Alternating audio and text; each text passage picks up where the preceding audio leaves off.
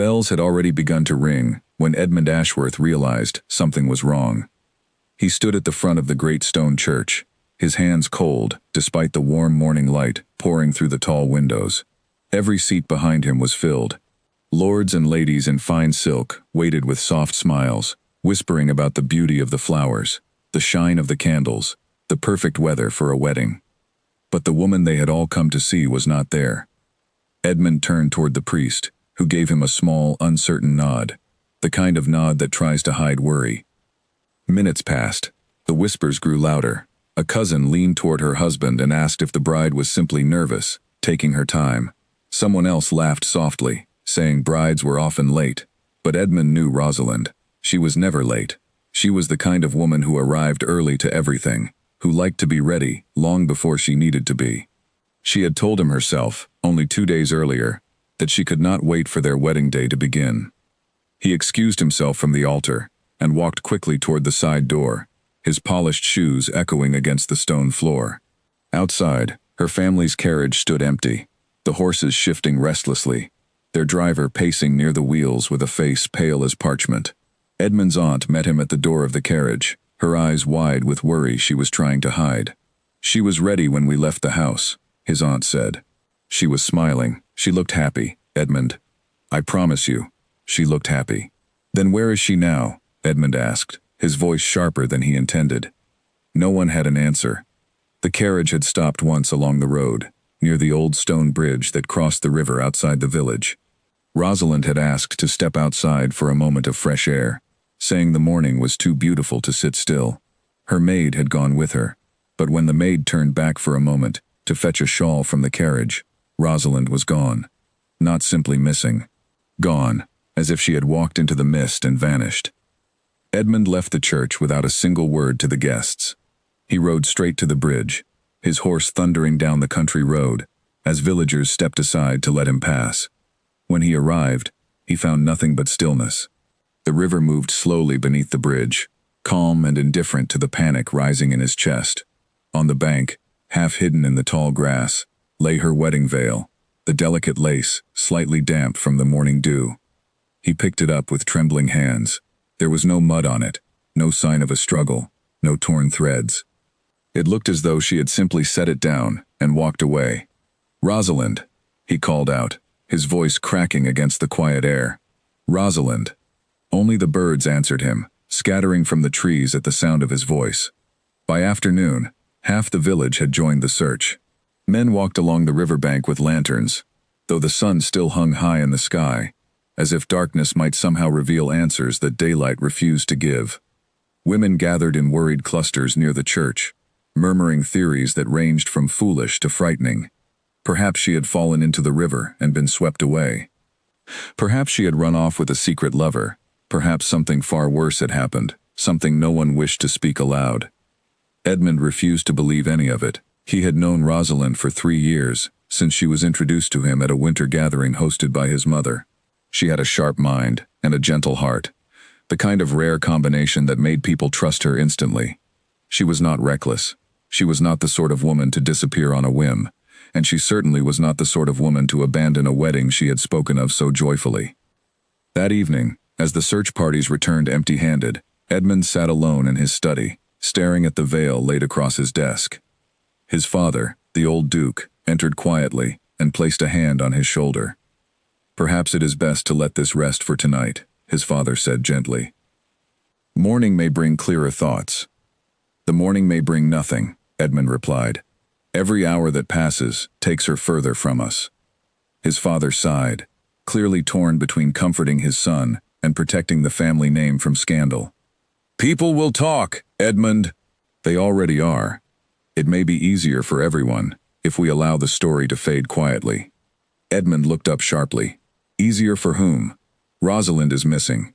She did not choose to embarrass this family. Something happened to her, and I intend to find out what." His father did not argue further. He simply nodded and left the room, leaving Edmund alone with his thoughts and the soft candlelight flickering across the veil. Late that night, unable to sleep, Edmund walked through the quiet halls of his estate, past portraits of ancestors who had faced their own trials of love and loss. He thought of every conversation he'd had with Rosalind in recent weeks, searching for some forgotten detail, some clue he might have missed. She had seemed happy, yes, but there had also been quiet moments when her smile faltered, when her eyes drifted toward the window as though searching for something beyond the glass. He remembered one evening in particular, only a week before the wedding, when he had found her standing alone in the garden, staring at a letter in her hands. When he asked about it, she folded the paper quickly and tucked it into her sleeve, saying it was nothing important, simply a note from an old friend. He had believed her then. Now, doubt crept into his mind like cold water seeping through cracked stone. Had she been keeping something from him? Some fear, some danger she had not wanted to share? He resolved that night to find every answer, no matter how long it took or how far he had to travel. If Rosalind had left on her own, driven by fear rather than choice, then he would find her and bring her home safely. And if someone had taken her against her will, then he would find them as well, and he would not rest until she was returned to him. The next morning, before the sun had fully risen, Edmund summoned his most trusted servant, a quiet and clever man named Gregory, who had served the family for many years and had a talent for noticing things others overlooked. Together, they rode back to the bridge where the veil had been found, searching the ground more carefully in the pale morning light. Near the base of an old oak tree, half hidden beneath fallen leaves, Gregory found something small and metallic. A single earring, delicate and gold, matching the pair Rosalind had worn to a dinner just days before. It had clearly been dropped, not lost through struggle, for the ground around it showed no signs of disturbance. "She walked this way on her own," Gregory said quietly, turning the earring over in his palm. "There is no sign anyone forced her." Edmund took the earring and held it tightly in his fist. Relief and fear tangled together inside him. If she had walked away willingly, then she was likely still alive. But why would she leave? What could possibly have frightened her enough to abandon everything, including him, on the very morning of their wedding? He thought again of the letter she had hidden in the garden. Someone, somewhere, held answers he desperately needed, and he intended to find them, no matter what it took.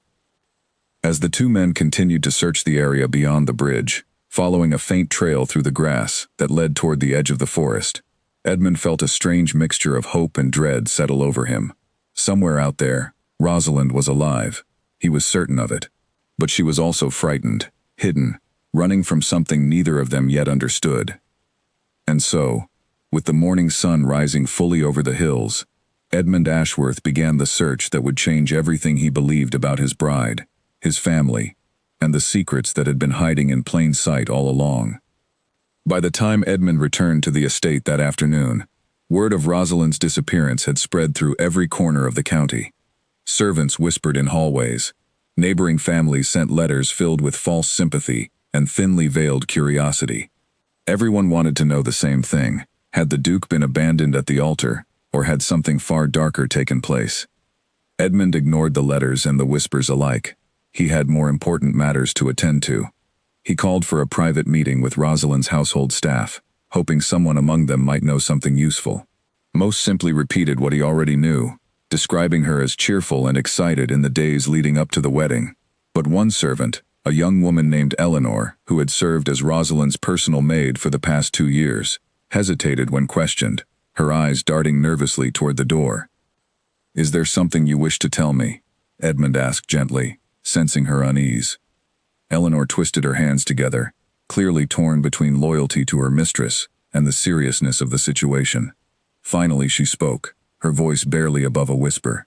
"She has been receiving letters, my lord, for several months now. She never told anyone, and she always burned them after reading.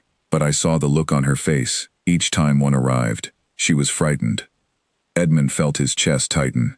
"Do you know who sent them?" Eleanor shook her head. "No, my lord. She never spoke of it, not even to me. But 2 nights before the wedding, I heard her crying softly in her room. When I asked if she was well, she said she was only nervous about the wedding. I did not believe her, but I did not wish to press further." This new information settled heavily over Edmund. Rosalind had been carrying a secret burden alone, likely to protect him from whatever threat loomed over her. The thought that she had suffered silently, believing she had to face this fear by herself, filled him with both sorrow and determination. "Thank you, Eleanor," he said. "You have helped more than you know." That evening, Edmund gathered every scrap of information he could find. He searched Rosalind's private study, careful and respectful despite his urgency, looking for any clue she might have left behind. Among her books and papers, he found a small drawer, locked and hidden beneath a stack of embroidery patterns.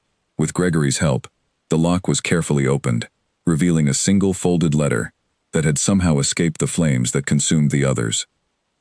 Edmund unfolded the paper with careful hands, his eyes scanning the hurried handwriting inside. The letter spoke of debts long owed, of promises made by her late father, and of a bargain that threatened to unravel everything Rosalind held dear unless she complied with certain demands. The letter was unsigned, but the threat within it was unmistakable. Someone had been forcing Rosalind's hand, using her father's past mistakes as a weapon against her. And rather than bring this burden to Edmund, she had chosen to disappear, believing perhaps that leaving was the only way to protect him from whatever danger followed her family's name. Edmund closed his eyes for a long moment, steadying himself against the flood of emotions rising within him. Anger toward whoever had frightened her, sorrow that she had felt she could not confide in him, and above all, a fierce determination to find her, no matter the cost, and to end whatever threat had driven her away. He turned to Gregory, his voice steady and resolute. "We begin at first light. We will find whoever sent this letter, and we will find Rosalind. She is out there, frightened and alone, and I intend to bring her home." Gregory nodded firmly. "Where shall we begin, my lord?" Edmund looked down at the letter once more, his mind already turning toward the path ahead. "We begin with her father's affairs. If debts and secrets are the cause of this, then somewhere in his old records lies the truth we need." As night fell over the estate, Edmund stood at his window, staring out over the quiet fields bathed in moonlight. Somewhere beyond those hills, Rosalind was hiding, carrying a fear she had tried to bear alone. He silently promised her, though she could not hear him, that she would never have to face such fear by herself again. The search had only just begun, but Edmund Ashworth was already certain of one thing. Whatever secret had driven Rosalind away, whatever danger had frightened her into vanishing on the morning of their wedding, he would uncover it all. And when he found her, he would make certain she never had reason to run again. The candle on his desk burned low, but Edmund did not move to replace it. He simply watched the flame flicker, thinking of Rosalind somewhere out in the darkness, and vowing silently that by the time the sun rose again, he would have taken his first true step toward bringing her home. Morning came with a thin gray light, and Edmund had not slept. He sat at his desk, with the unsigned letter spread before him, reading it again and again, as though the words might rearrange themselves into something clearer. Debts long owed, a bargain made by her father, demands that had to be met. None of it explained enough, and every unanswered question pulled at him like a rope tightening around his chest. Gregory arrived just after dawn, already dressed for travel, a leather satchel slung over his shoulder. "I have spoken with the stable hands," he said. "No horse is missing from the Faircliff estate. Whoever helped her, if anyone did not do so on horseback from her own home." Edmund folded the letter carefully and placed it inside his coat. Then she left on foot, at least at first. Someone must have met her further along the road. They rode out together toward the Faircliff estate, the grand but quietly aging home where Rosalind had grown up. Her father, the late Earl Faircliff, had died 2 years earlier, leaving behind a household that had grown steadily quieter ever since. Rosalind's mother had passed years before that, and with no siblings to share the burden, Rosalind had managed the estate largely on her own, with the help of a small and loyal staff. The estate steward, an older man named Bartholomew who had served the family for decades, greeted them with a face lined with worry. He had already heard the news. "I still cannot believe it," Bartholomew said, shaking his head. "Lady Rosalind was so full of hope these past weeks. I saw no sign that she meant to run." "Did the Earl leave behind any papers concerning debts?" Edmund asked. "Anything unusual? Anything he may have hidden?" Bartholomew hesitated, and Edmund noticed the flicker of unease cross his weathered face. "There were matters the Earl kept private, even from me, in his final years. He grew quiet and troubled before he passed, though he never explained why. I assumed it was simply his failing health." "Show me his private study," Edmund said. "Everything, every drawer, every locked chest. Bartholomew led them through the quiet halls of the manor, past portraits of ancestors whose painted eyes seemed to watch the visitors with solemn disapproval. The Earl's study had been left largely untouched since his death, a room frozen in time, filled with dust and the faint smell of old paper. It took hours of careful searching before Gregory found what they needed.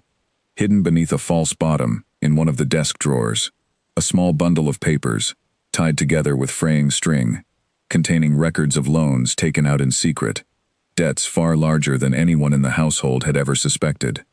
Edmund untied the bundle with careful hands, scanning each page.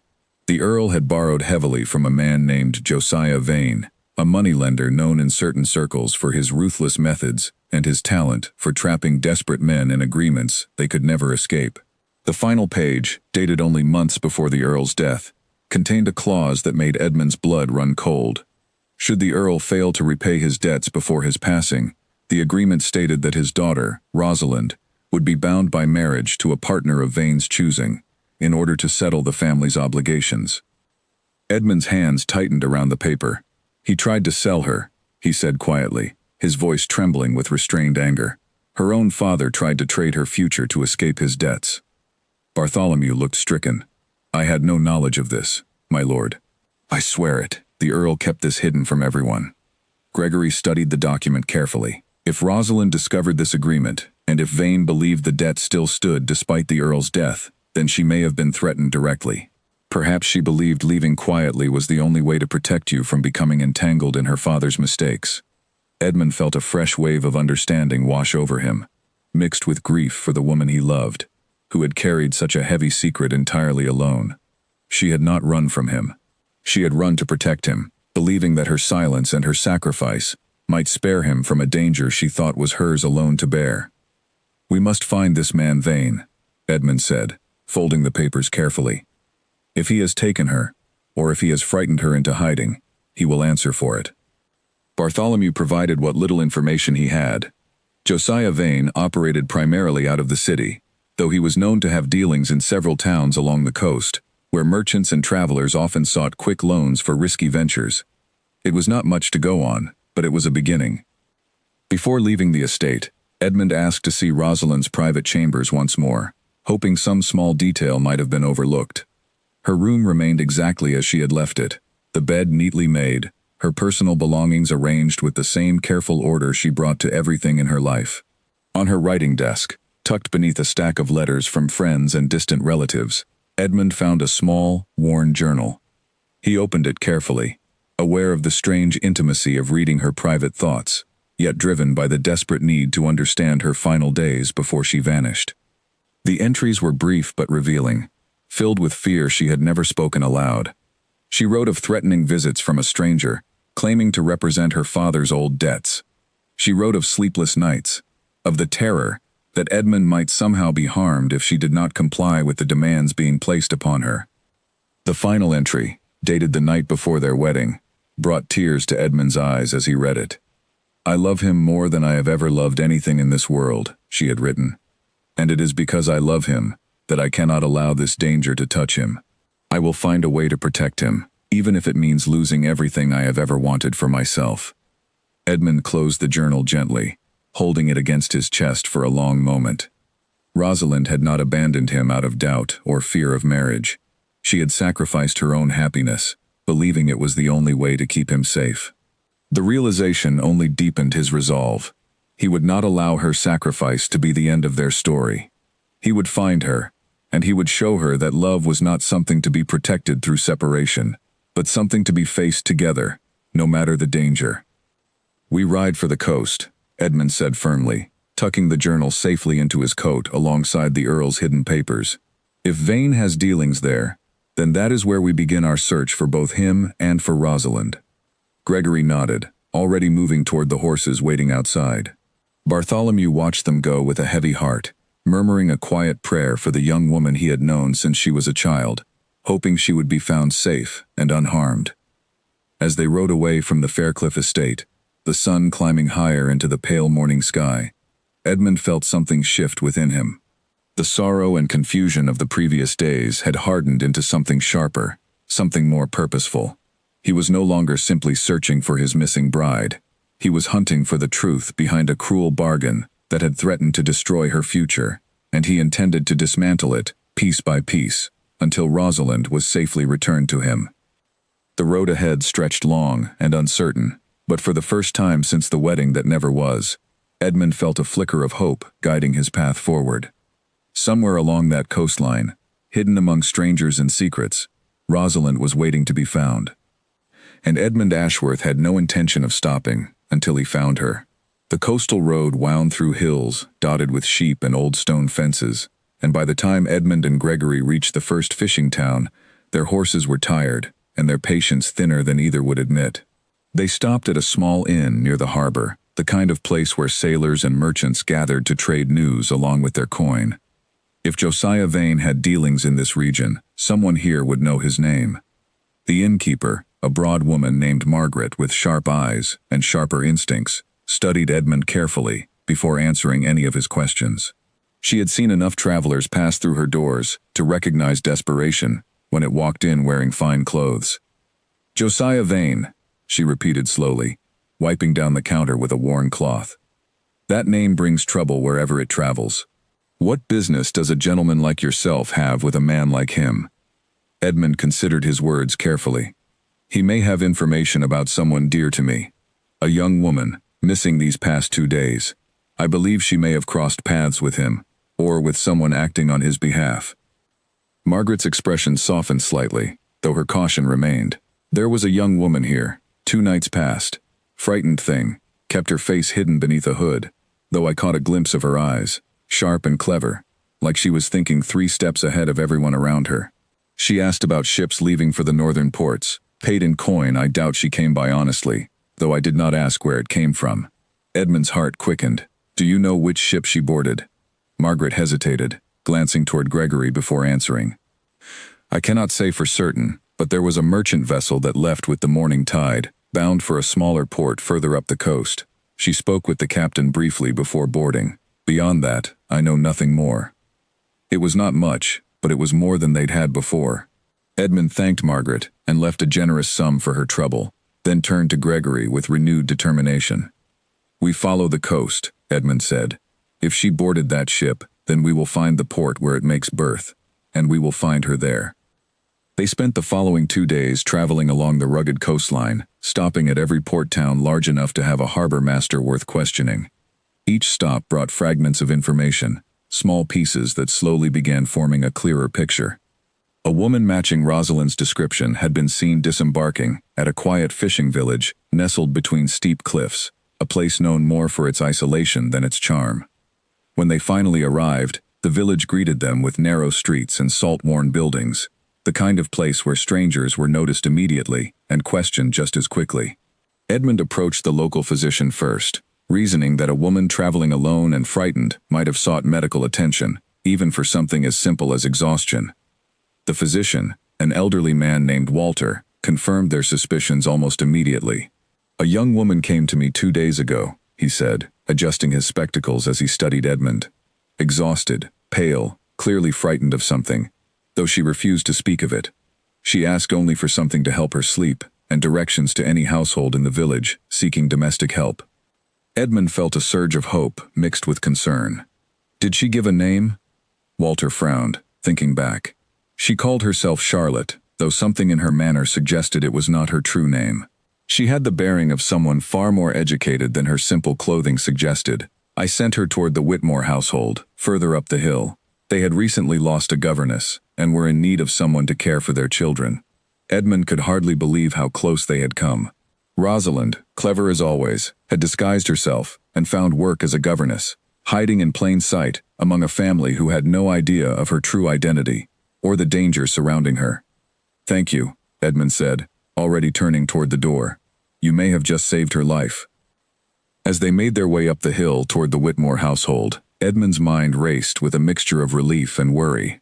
If Rosalind had gone to such lengths to hide, believing her safety and Edmund's depended on her remaining unseen, then simply appearing at her door might not bring the joyful reunion he longed for.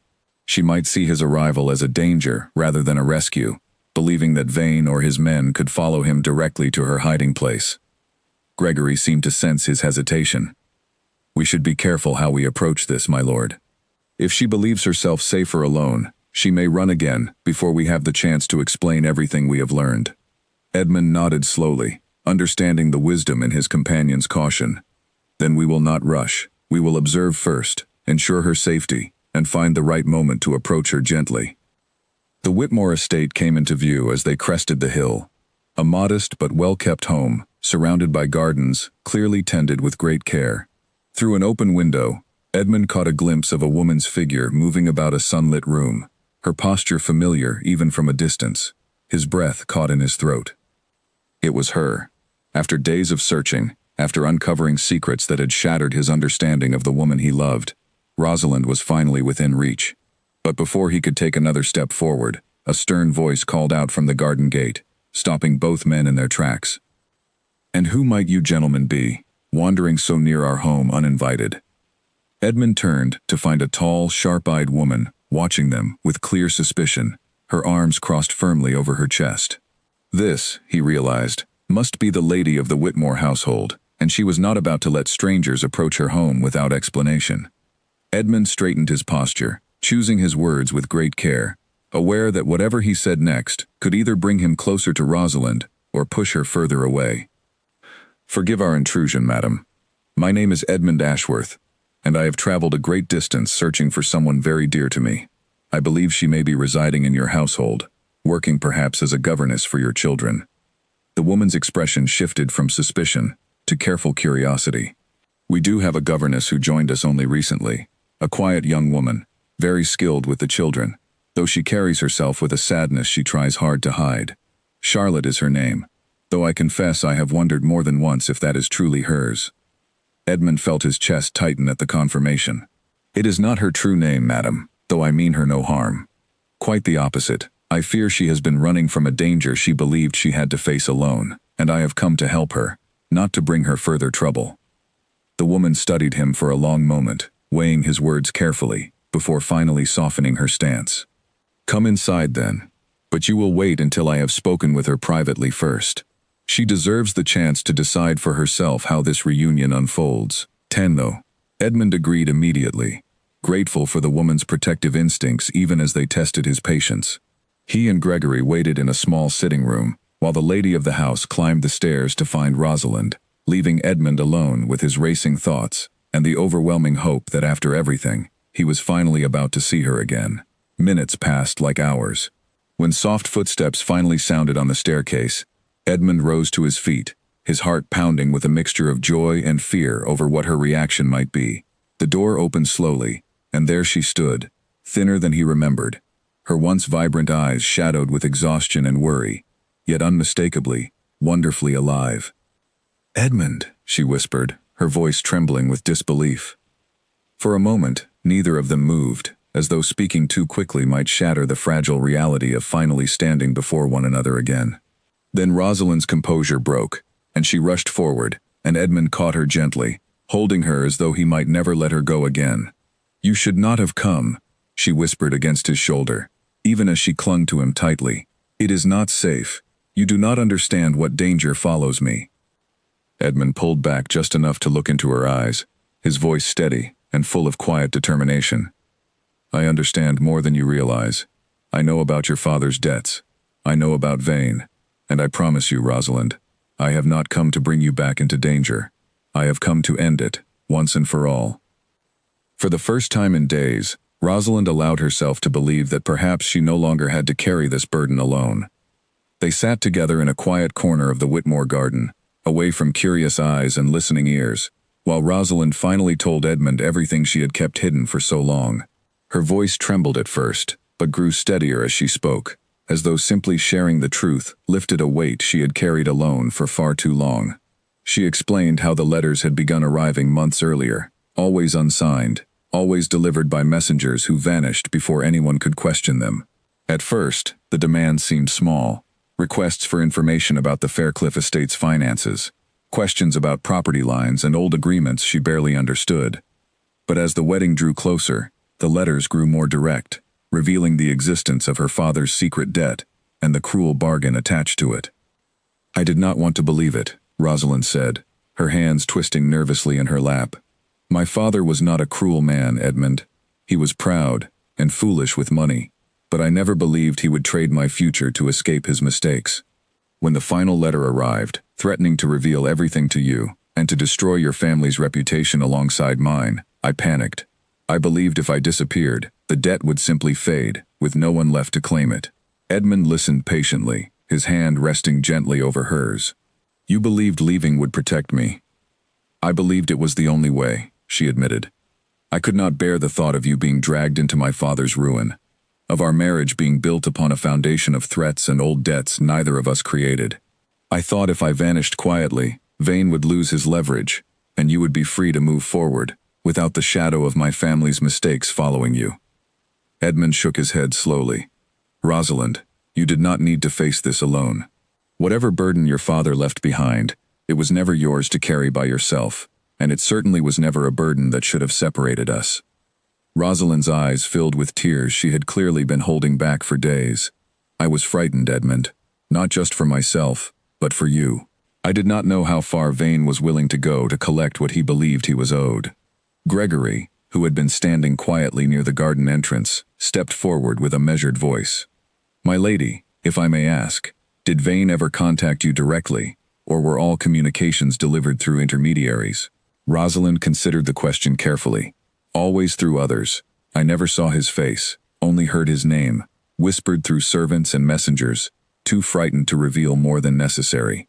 Whoever Vane truly is, he prefers to remain hidden, while others carry out his demands. This confirmed what Edmund had already begun to suspect. Vane was not simply a moneylender seeking repayment. He was a man who understood the value of fear and secrecy, using both as weapons to control those unfortunate enough to fall into his debt. If he had been willing to threaten a duke's household indirectly, there was no telling what lengths he might go to protect his scheme from being exposed. We cannot simply hide from him, Edmund said firmly. If we return home and pretend none of this happened, Vane will only grow bolder, believing his threats have won. We must find a way to expose his methods and free you from this bargain entirely. Rosalind looked at him with a mixture of hope and lingering fear. How do you propose we do that? He has spent years building this scheme in shadows. Men like him do not simply confess their crimes because they are asked politely. Edmund reached into his coat and withdrew the bundle of papers he had found hidden in her father's study, along with the unsigned letter Rosalind herself had left behind. These documents prove the existence of the debt and the cruel terms attached to it. If we can show that Vane manipulated your father during a time of illness and desperation, using unfair terms to trap your family, then the law itself may be turned against him. Rosalind's eyes widened as she examined the papers, recognizing her father's handwriting mixed with clauses clearly designed to trap rather than assist. These terms are far worse than I realized. He was not simply borrowing money to cover debts. He was forced into agreements no honest lender would ever propose. Exactly, Edmund said. Which means Vane's own greed may become the very evidence needed to dismantle his hold over your family. But we must proceed carefully. If he learns we possess these documents before we are ready to act, he may attempt to silence us both, or worse, disappear entirely before facing any consequence. Gregory nodded in agreement. We will need proof beyond these papers alone. Testimony from others who have suffered under similar agreements. Perhaps records from the city where Vane conducts most of his business. If a pattern of cruelty can be shown, no court will easily dismiss the claims against him. Rosalind straightened slightly, some of her old determination returning to her posture, despite the exhaustion still evident in her eyes. Then let us gather that proof. I have spent too long running from this man's shadow. I would rather face him directly than continue living in fear of what he might do next. Edmund felt pride swell within him at her renewed strength, even as concern lingered over the dangers still ahead. You will not face this alone, Rosalind. Whatever comes next, we face it together. Before they could discuss further plans, the lady of the Whitmore household approached quietly, her expression troubled. Forgive the interruption, but a stranger arrived at the village inn not an hour ago, asking questions about a young governess matching your description. He did not give his name, but the innkeeper described him as sharp-eyed and unpleasant, the sort of man who makes others uneasy simply by his presence. Rosalind's face paled instantly. Vane's men.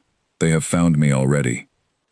Edmund rose immediately, his protective instincts overriding the calm strategy he had been forming only moments before. We cannot remain here. If his men have traced you to this village, they will not hesitate to act, especially now that they know I have joined the search as well. Gregory moved quickly toward the door, already assessing their options. There is a road leading further inland, away from the coast. It will take longer to reach the city, but it will also make us harder to follow. Rosalind gathered what few belongings she had brought with her, her hands trembling slightly despite her efforts to remain calm. The Whitmore family, understanding the danger now surrounding their temporary governess, offered quiet assistance, providing a change of clothing and a small amount of coin to aid their journey. As they prepared to leave through a side entrance, avoiding the main road where Vane's men might be watching, Rosalind paused and looked back at Edmund with a mixture of gratitude and lingering worry. "Thank you for coming for me," she said softly.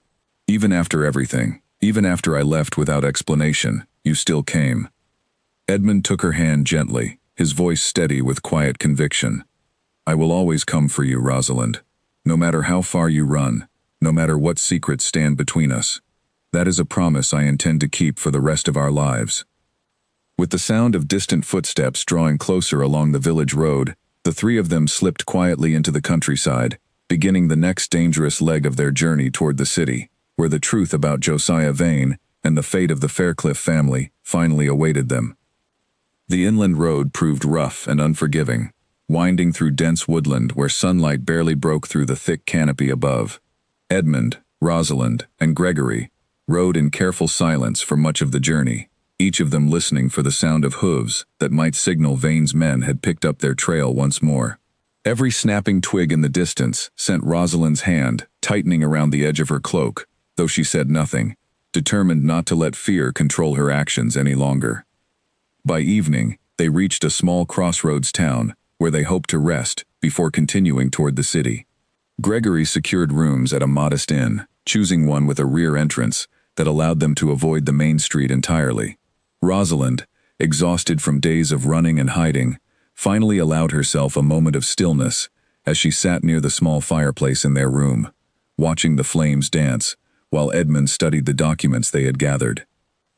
"Do you truly believe we can defeat a man like Vane?" she asked quietly, breaking the silence that had settled between them.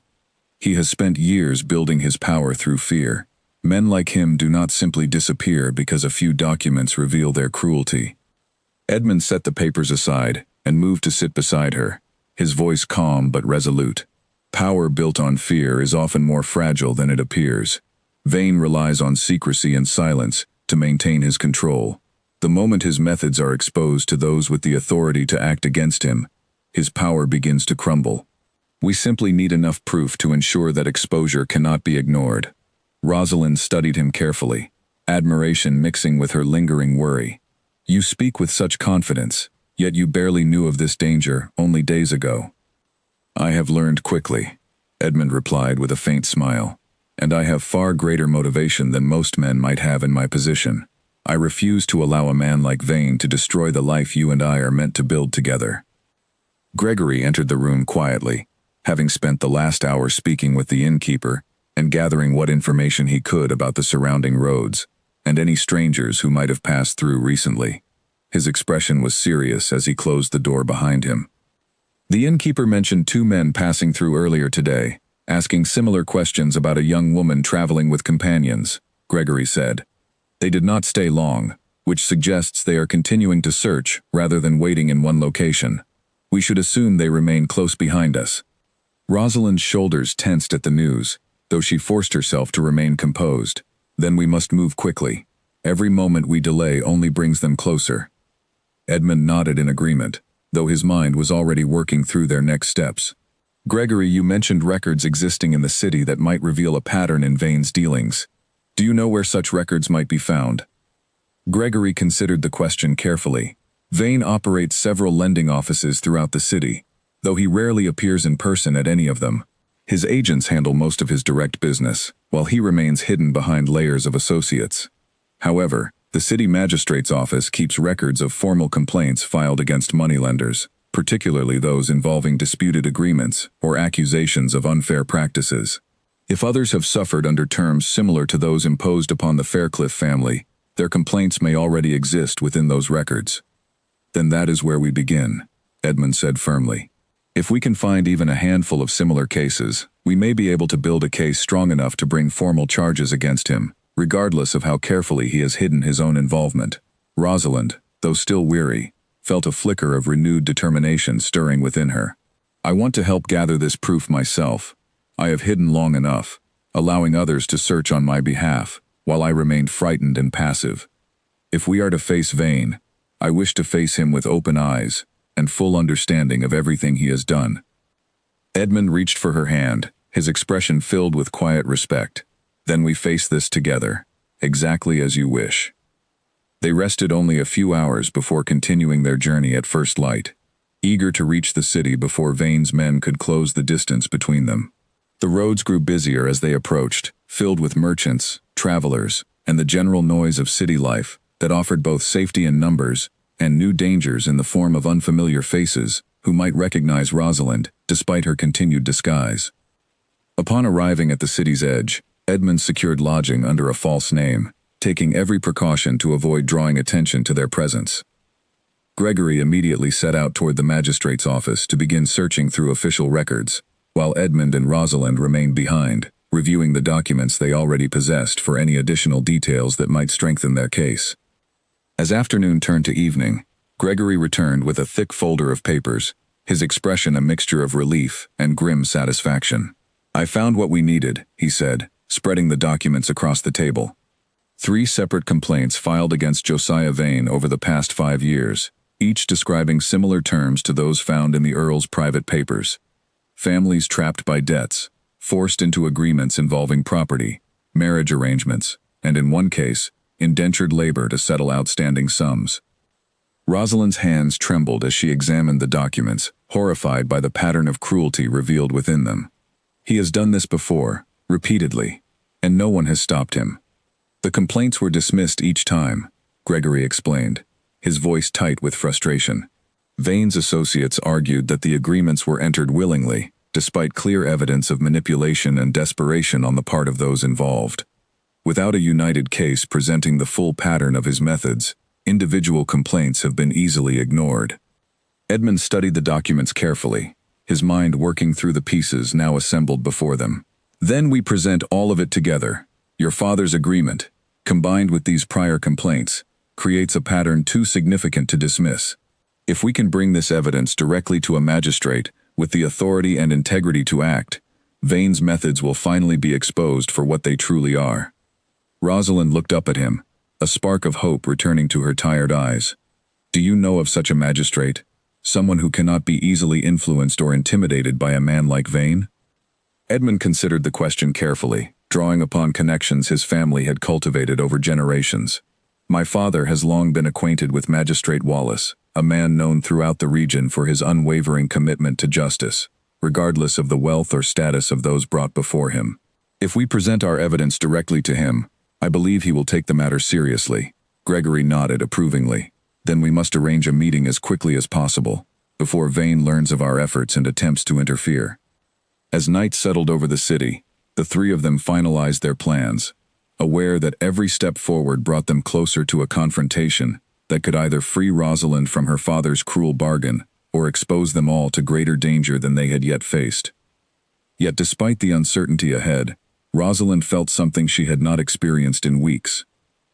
Hope, steady and growing, that perhaps this nightmare was finally nearing its end. Edmund watched her carefully throughout the evening, noting the gradual return of her quiet strength, the same resilience that had first drawn him to her years earlier. Whatever challenges awaited them in the days ahead, he felt certain that together, they possessed the strength to overcome them. Outside their window, the city lights flickered against the darkening sky, unaware of the quiet battle being prepared within its walls, a battle that would soon determine the fate of both the Faircliff family's legacy and the future Edmund and Rosalind still hoped to build together.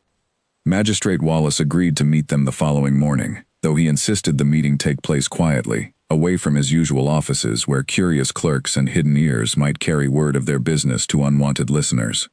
He arranged instead for them to gather at his private residence, a modest but respectable home on the quieter side of the city, far from the busy streets where Vane's associates were known to conduct their affairs.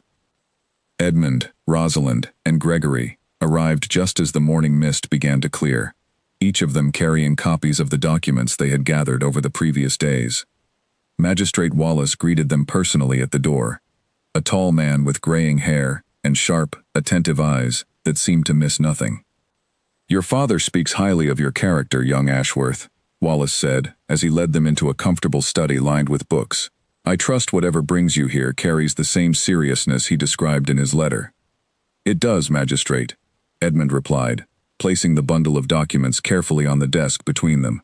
"We have uncovered evidence of a scheme that has trapped multiple families in unjust agreements, orchestrated by a moneylender named Josiah Vane." Wallace's expression sharpened at the mention of the name. "Vane. I have heard whispers of that name before, though nothing substantial enough to act upon. What evidence do you bring me now?" Rosalind stepped forward, her voice steady despite the weight of the moment. "My late father, the Earl Faircliff, entered into an agreement with Vane during a time of great financial desperation. The terms of that agreement included a clause binding my future marriage to Vane's choosing, should the debt remain unpaid at the time of my father's death." She placed her father's private papers before the magistrate, watching carefully as his expression shifted from measured curiosity to genuine concern as he read through the details.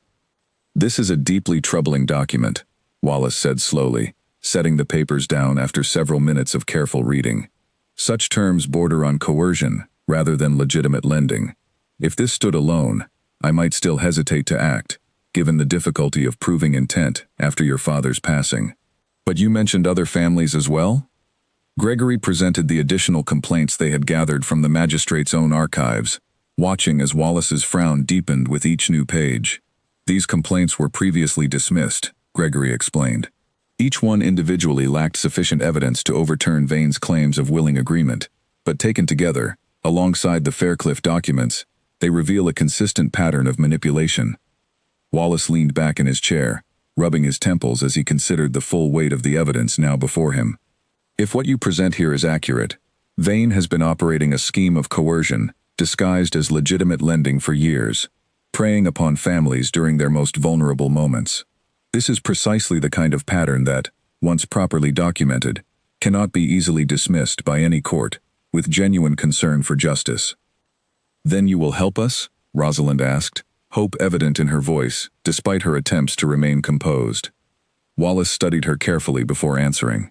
"I will investigate this matter formally, Lady Faircliff.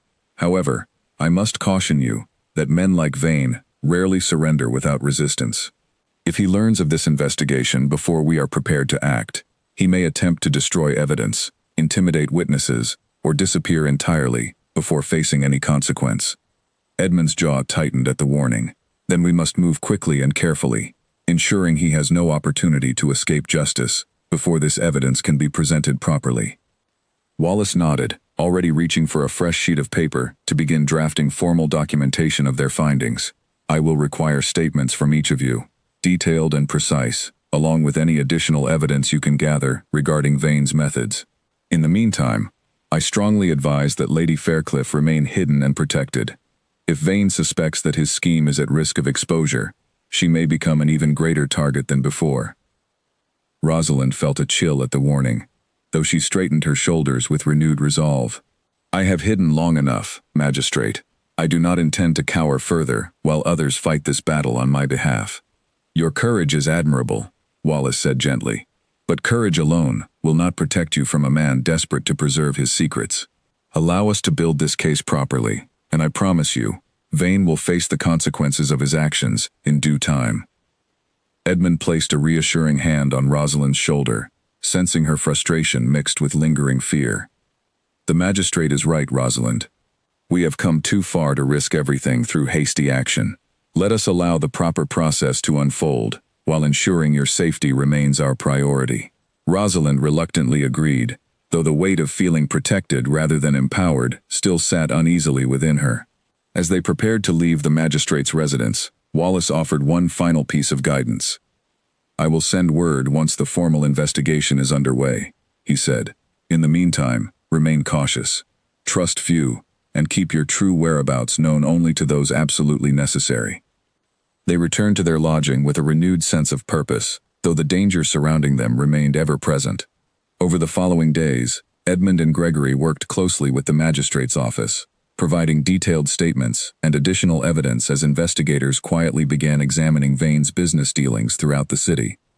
Rosalind, though frustrated by the necessity of remaining hidden, used the time to assist in reviewing documents and identifying patterns that others might have overlooked. Her intimate knowledge of her father's affairs proved invaluable, helping investigators understand the full scope of Vane's manipulation. As the investigation progressed, whispers began to spread through certain circles of the city. Rumors that a formal inquiry into Vane's lending practices was underway. Though the investigation remained officially confidential, the nature of gossip in a bustling city made complete secrecy nearly impossible. One evening, as Edmund reviewed the latest reports gathered by Wallace's investigators, Gregory entered their lodging with an expression of grave concern. "We have a problem," he said, closing the door quickly behind him. "It appears Vane has learned of the investigation. One of his associates was seen leaving the city hastily this afternoon, likely carrying word directly to him." Edmund set down the papers immediately, his instincts sharpening at the news. "Then he knows we are close to exposing him." "Worse," Gregory continued. "If he suspects Lady Faircliff played a direct role in gathering this evidence, he may attempt to silence her before the investigation can be completed." Rosalind, who had been listening quietly from across the room, felt her chest tighten with renewed fear. Yet beneath that fear, a fierce determination remained steady within her.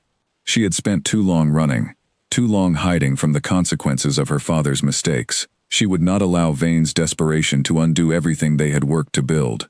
"Then we must ensure the investigation concludes swiftly," she said firmly, "before he has the chance to act against any of us."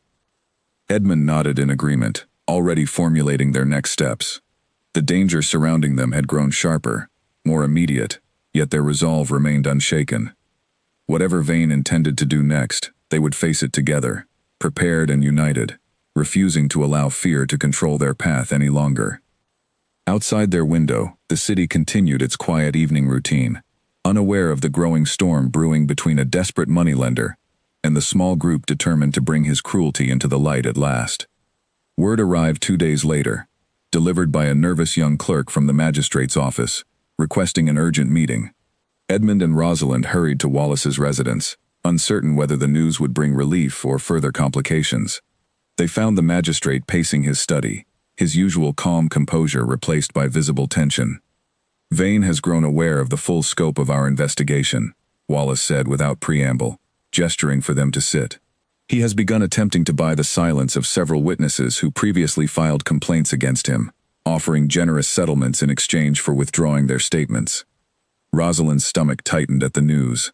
"Then our case may collapse before it can be properly presented." "Not entirely," Wallace reassured her. "2 of the 3 witnesses have refused his offers, recognizing the settlements for what they truly are, an attempt to erase evidence of his wrongdoing, rather than genuine compensation. However, the 3rd witness, a merchant named Peterson who suffered significant losses under Vane's terms, has accepted the settlement and withdrawn his complaint entirely." Edmund frowned deeply. "Does this weaken our case significantly?" "It complicates matters," Wallace admitted, "but your father's documents remain the strongest piece of evidence, particularly given the clause involving Lady Faircliff's marriage. Combined with the 2 remaining witness statements, we still possess sufficient grounds to proceed." However, Vane's willingness to bribe witnesses suggests he is growing desperate, which makes him considerably more dangerous. Rosalind exchanged a worried glance with Edmund, both of them understanding the implications immediately.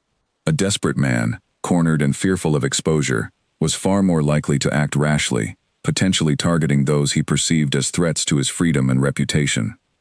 "What do you suggest we do?" Edmund asked. Wallace considered the question carefully before responding.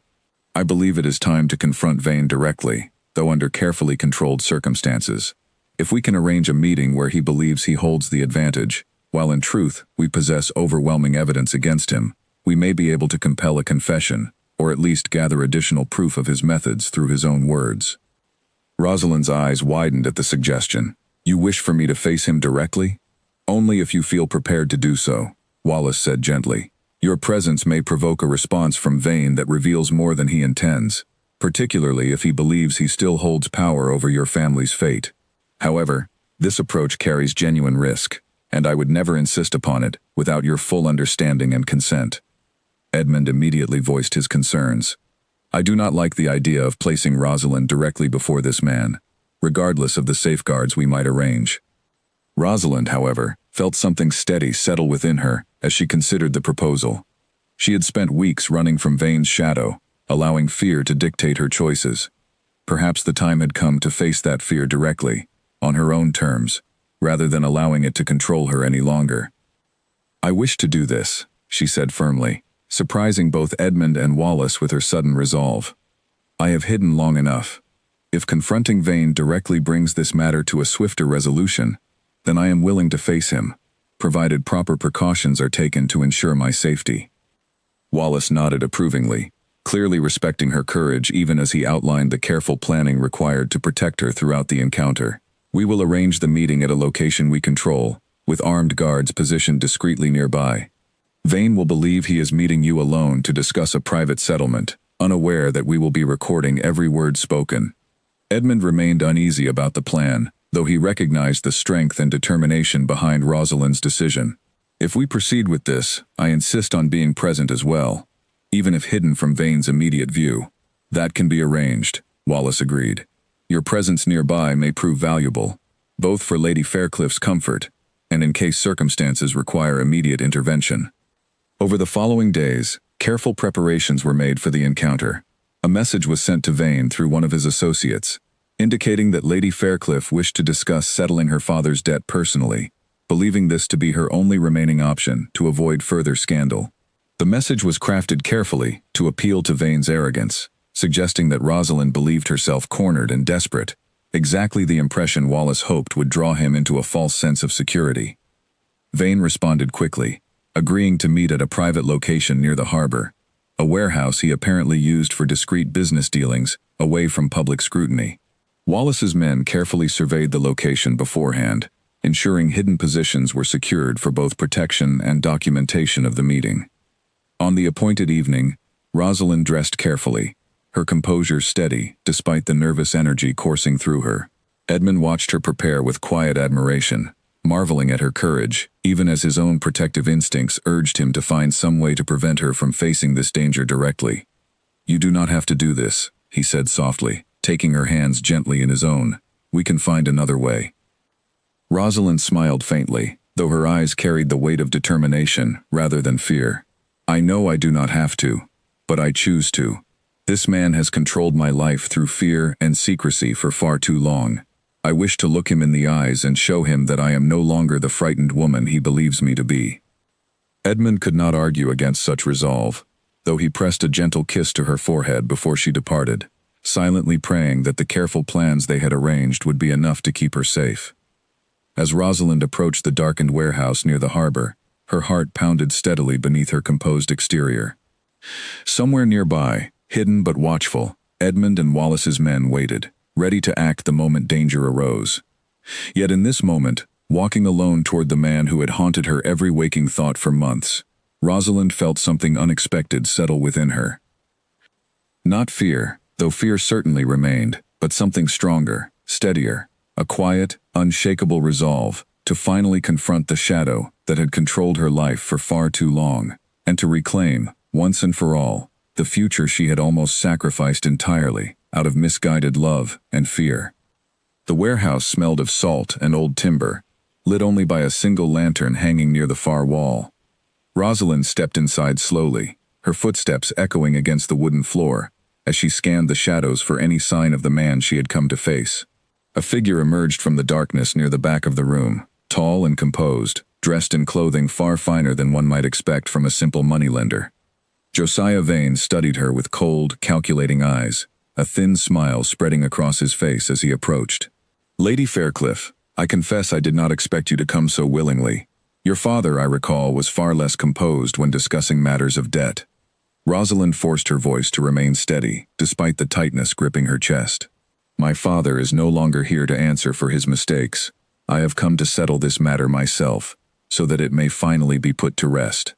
Vane's smile widened, though his eyes remained sharp and watchful. How refreshing to deal with someone so practical. Your father's debt, as you likely know, extends well beyond simple coin. The agreement he signed included provisions regarding your future, provisions I fully intend to see honored. The debt is unjust, Rosalind said firmly, taking a careful step forward. My father was manipulated during a time of desperation, offered terms no honest lender would propose to a man in his condition. Vane's expression flickered with something close to amusement. Desperation makes fools of even the proudest men, my lady. Your father understood exactly what he signed, regardless of how uncomfortable that truth may be for you now. Did he understand? Rosalind pressed, her voice growing steadier with each word. That you have used similar tactics against multiple families, trapping them in agreements designed to be impossible to fulfill honestly. For the first time, a flicker of genuine surprise crossed Vane's composed features, quickly masked behind renewed arrogance. You have been busy, it seems, gathering little stories from disgruntled debtors who simply failed to honor their obligations.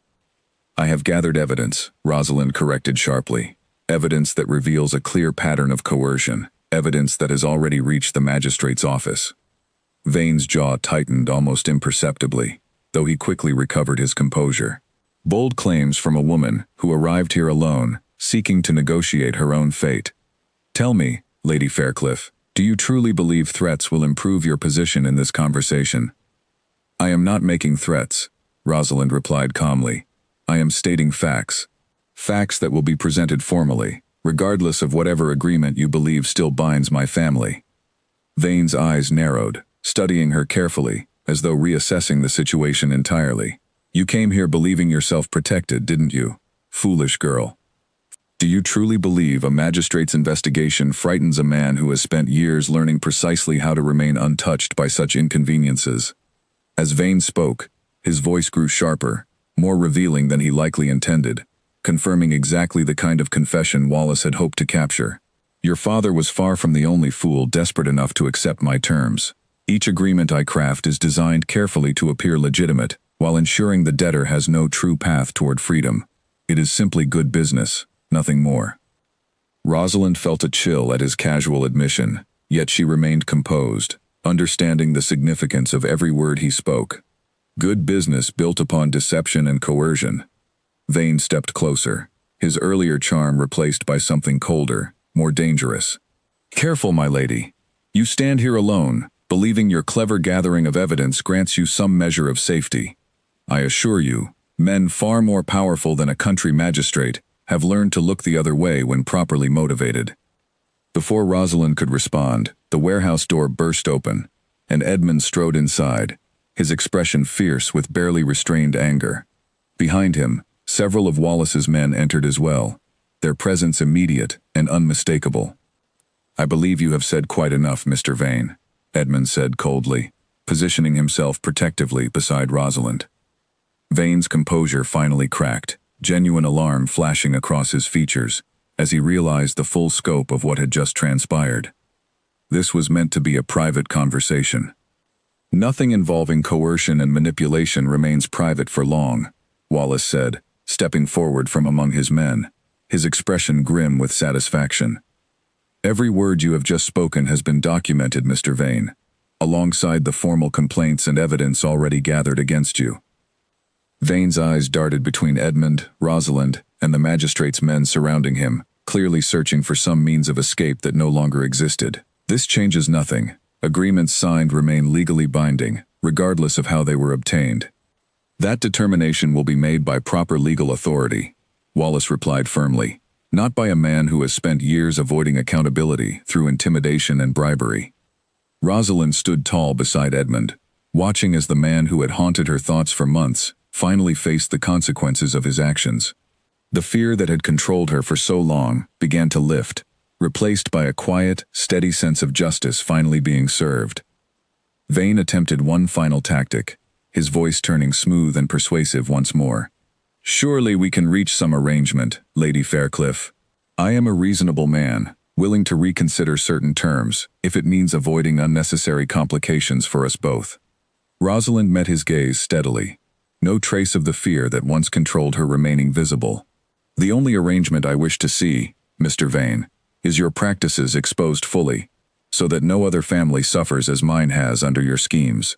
Wallace's men moved forward, escorting Vane from the warehouse under careful guard, his protests growing increasingly desperate as the reality of his situation became clear.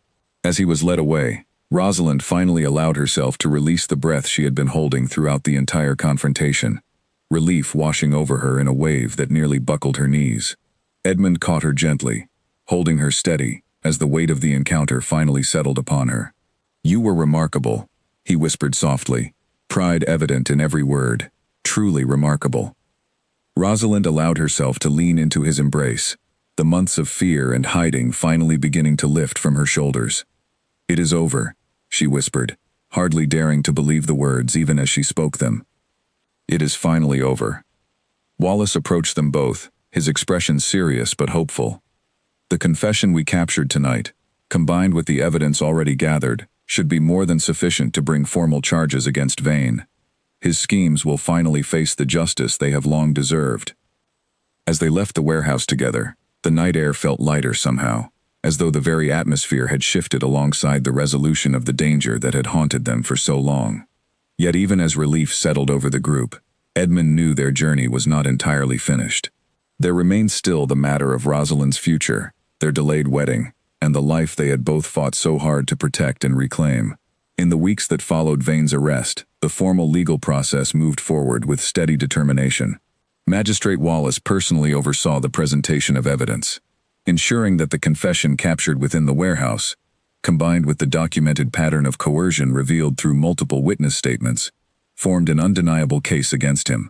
Vane's attempts to secure release through influence and connections proved unsuccessful, as the sheer weight of evidence made any dismissal of the charges impossible to justify. Rosalind found herself called upon several times to provide additional testimony, detailing the fear and manipulation her family had endured under Vane's cruel agreement.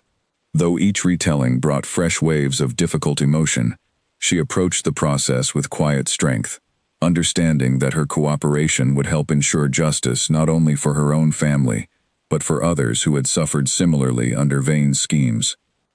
Edmund remained by her side throughout the proceedings, offering steady support, while also working closely with Wallace to ensure the Faircliff estate's legal standing was properly restored.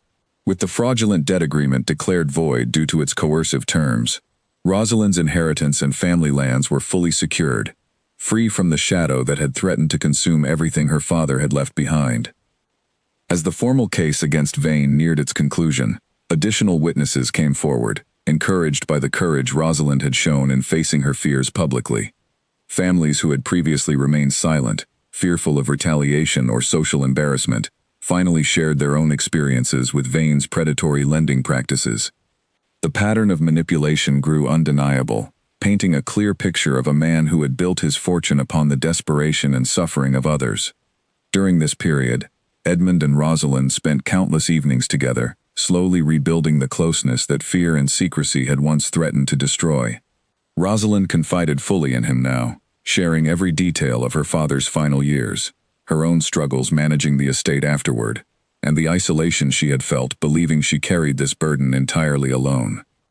"I understand now why you felt you had to leave," Edmund said one evening, as they walked together through the gardens of his family estate, finally returned home after weeks away. "Though I wish more than anything, you had trusted me sooner with the truth." Rosalind looked at him with quiet regret, softened by newfound understanding. "I believed I was protecting you. I did not yet understand that true partnership means facing danger together, rather than carrying it alone to spare someone else the burden."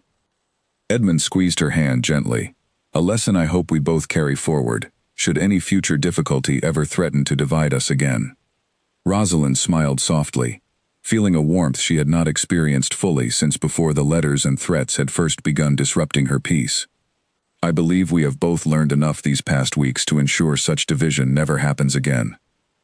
As the legal proceedings finally concluded, Vane was found guilty on multiple counts of coercion and fraudulent lending practices, his once carefully hidden empire of manipulation fully exposed before the court. The judge's ruling ensured he would face significant consequences for his actions, while also establishing new precedent regarding the illegality of coercive marriage clauses within lending agreements, a small but meaningful victory that would protect other families from similar exploitation in the future. News of the case spread throughout the region, and rather than bringing the scandal Edmund's family had once feared, the story instead painted Rosalind as a woman of remarkable courage, willing to face danger directly rather than remain a passive victim of circumstance. Public sentiment, once filled with whispered speculation about a runaway bride, transformed into genuine admiration for the strength she had displayed throughout the ordeal. Edmund's father, who had initially urged quiet dismissal of the entire affair, approached Rosalind personally following the case's conclusion, offering a sincere and humble apology for his earlier hesitance to support the search for her. "I misjudged the situation entirely," he admitted, genuine respect evident in his tone. "You have shown more courage and integrity than many I have known throughout my years overseeing this family's affairs. I am honored to welcome you fully into our household, Lady Fairclough." Rosalind accepted his apology graciously, understanding the difficult position he had faced balancing family reputation against uncertain circumstances. "Thank you, my lord. I look forward to building a life within this family, built upon honesty rather than hidden fears." With the legal matters finally resolved and the Fairclough estate secured, Edmund and Rosalind turned their attention toward the future they had both feared might never come to pass. The wedding that had been so dramatically interrupted weeks earlier now stood as a distant memory, overshadowed by the danger and uncertainty that had followed. Yet neither of them had abandoned the hope of finally completing what they had begun, now free from the shadows that had once threatened to destroy everything they hoped to build together. "Perhaps it is time we finish what we started," Edmund said one quiet evening, taking Rosalind's hands gently in his own as they sat together beneath the soft glow of candlelight. "Not out of obligation or fear, but simply because we both wish it, freely and completely."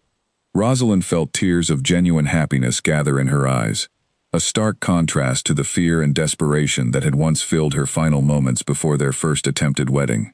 "Yes," she whispered softly. "I wish for nothing more than to finally become your wife, without secrets, without fear, and without anything standing between us any longer." As plans quietly began forming for a new wedding date, word spread quickly throughout the estate and surrounding community, met not with scandalous whispers this time, but with genuine joy and anticipation. The story of the Duke's missing bride, once shrouded in mystery and fear, had transformed into a tale of courage, resilience, and enduring love, one that would be remembered fondly for years to come. Rosalind stood once more before the mirror in her chambers, studying her reflection with a sense of peace she had not felt in months. The woman staring back at her no longer carried the weight of fear and secrecy that had once driven her to vanish without explanation. Instead, she saw someone stronger, wiser, and finally ready to embrace the future she had almost sacrificed entirely out of misplaced fear and love. The morning of the second wedding arrived with none of the uncertainty that had shadowed the first. Soft golden light spilled through the tall windows of St. Catherine's Cathedral, the same church where Edmund had once stood alone, staring at an empty aisle and fearing he had lost everything. This time, the pews were filled not with whispered speculation, but with warmth and genuine anticipation. Friends and family gathered to witness a union that had survived far more than most marriages would ever be tested by. Rosalind stood in a small chamber adjoining the main hall, her hands steady, as Eleanor carefully adjusted the delicate lace of her gown. The same maid who had once tearfully confessed her mistress's hidden fears now beamed with quiet pride, having witnessed firsthand the transformation from a frightened woman running from danger to one standing confidently on the edge of a future she had fought fiercely to reclaim. "You look radiant, my lady," Eleanor said softly, smoothing the final fold of fabric into place. "Truly, no one watching today would ever guess the trials you have overcome to stand here." Rosalind smiled gently, studying her reflection in the mirror before her. "Perhaps that is precisely the point. We do not need the world to know every hardship we have faced. We simply need to know it ourselves, and to carry that strength forward into whatever comes next." A soft knock interrupted the quiet moment, and Edmund's aunt entered, her expression warm with affection. "The Duke awaits, my dear, though I dare say he grows more nervous with each passing minute, despite everything the two of you have already survived together." Rosalind laughed softly, a genuine, joyful sound that had been absent from her life for far too long. Then let us not keep him waiting any longer. As she made her way toward the cathedral's main hall, Rosalind felt a calm steadiness settle over her, entirely different from the anxious uncertainty that had plagued her during the days leading up to their first attempted wedding. There were no hidden letters this time, no secret fears gnawing quietly beneath the surface of her composure, only clarity, and a deep, unwavering certainty about the life she wished to build. The cathedral doors opened, and Rosalind stepped into the aisle, greeted immediately by soft gasps of admiration from the gathered guests. But her attention remained fixed entirely on Edmund, who stood waiting at the altar, his expression a mixture of overwhelming joy and quiet disbelief, as though even now he could hardly believe this moment had finally arrived. As she walked slowly toward him, memories of their journey together flickered through her mind. The frightened flight from her wedding, the lonely days hiding as a governess along the coast, the dangerous confrontation within Vane's shadowed warehouse, and the countless quiet moments in between where trust had slowly been rebuilt between them. Every difficult step had led her here, to this exact moment, standing before the man who had refused to give up on her, even when the entire world believed her lost. When she finally reached the altar, Edmund reached for her hands, his voice trembling slightly with emotion as he spoke softly, meant only for her ears. I have never been more certain of anything in my life than I am of this moment, standing here with you. Rosalind squeezed his hands gently, her own voice steady and filled with quiet joy. Nor have I, Edmund. Whatever challenges we may face in the future, I know now that we are stronger facing them together than either of us could ever be alone. The ceremony proceeded smoothly, filled with warmth and genuine celebration, rather than the tension and uncertainty that had marked their first attempt. When the priest finally pronounced them husband and wife, the cathedral erupted into joyful applause, guests rising to their feet in genuine celebration of a union that had triumphed over danger, deception, and fear. As Edmund and Rosalind turned to face their gathered friends and family, sharing their first moment together as husband and wife, Rosalind caught sight of Magistrate Wallace, seated quietly near the back of the cathedral, offering a respectful nod of acknowledgement. Beside him sat Gregory, whose steady loyalty and clever instincts had proven invaluable throughout their journey. And further along, the Whitmore family, who had unknowingly sheltered Rosalind during her darkest days of hiding. Later that evening, as the wedding celebration continued within the grand halls of the Ashworth estate, Rosalind found a quiet moment to step outside onto a private balcony overlooking the moonlit gardens below. Edmund joined her shortly after, wrapping a warm cloak gently around her shoulders against the cool evening air. "Do you ever think back to that morning?" Rosalind asked softly, staring out over the peaceful gardens, "when I disappeared, and you searched for me not knowing whether you would ever find answers?" Edmund considered the question carefully before answering. "Often, but I do not dwell upon it with regret any longer. That morning, as frightening as it was, ultimately led us to greater honesty and strength within our relationship than we might have ever discovered otherwise. I am endlessly thankful you refused to give up searching for me, even when everyone else urged you to let the matter rest quietly." "I could never have given up," Edmund replied firmly, pulling her gently into his embrace. "Not when it came to finding you." As they stood together beneath the soft glow of moonlight, the challenges and dangers of the previous months finally feeling like distant memories rather than looming threats, Rosalind allowed herself to fully embrace the happiness she had once feared she might never experience. The wedding night that had once seemed lost forever had finally arrived, not through fear or obligation, but through genuine, hard-won love and trust, rebuilt through honesty and shared courage. The Duke had found his bride not simply through relentless searching along dangerous roads and hidden villages, but through patience, understanding, and an unwavering refusal to abandon her, even when faced with secrets and dangers neither of them had anticipated. And in finding her, he had discovered something far more valuable than the simple completion of a wedding ceremony. He had found a partner capable of facing life's greatest challenges alongside him, with courage, honesty, and enduring love strong enough to overcome even the darkest of secrets. As the celebration continued softly in the background, Edmund and Rosalind remained together beneath the stars, finally beginning the life they had both feared might never come to pass, secure now in the knowledge that whatever challenges the future might bring, they would face them always, together.